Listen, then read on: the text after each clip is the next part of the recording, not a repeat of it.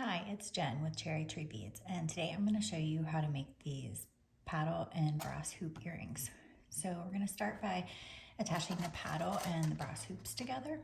So I'm going to use a stainless steel 22 gauge wire for that. So I'm going to come about maybe an inch down on the wire, and I'm going to bend it away from me to create a 90-degree angle.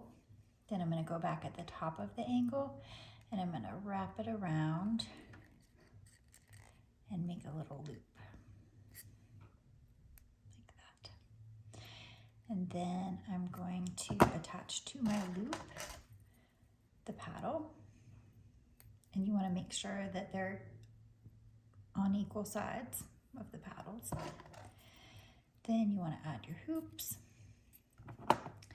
Then you want to hold in the loop and you want to coil the wire around and snip off the extra. That's your bottom. And then you want to add your bead. And we're going to do the same loop and coil. So we're going to put our pliers up against the bead, push the wire away so that it's at a 90-degree angle.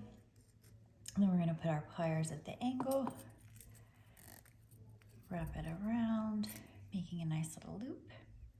And then at this point, you could hold it and coil it around and add your ear wire if you wanted something more simple, but I like extra earrings, so I'm going to go all the way and add this hoop at the top. And then I'm going to coil the wire around.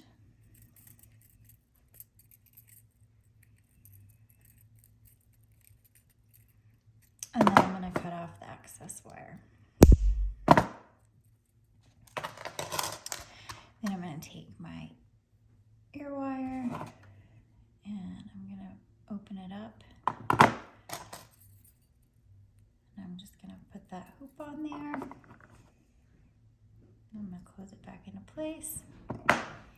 And there you have it.